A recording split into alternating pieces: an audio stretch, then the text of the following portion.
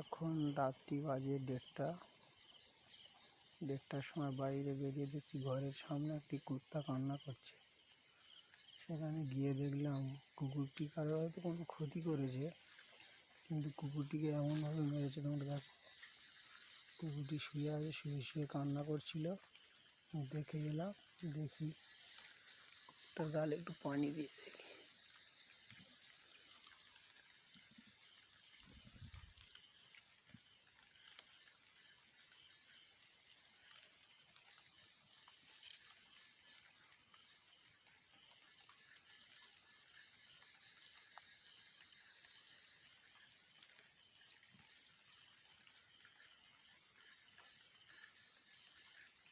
কিসের বাড়ি মেরেছে বলতে পারবো না, ঠ্যাং ঠ্যাং না হয়তো ভেঙে গিয়েছে, উঠতে পারছে না কুকুরটি।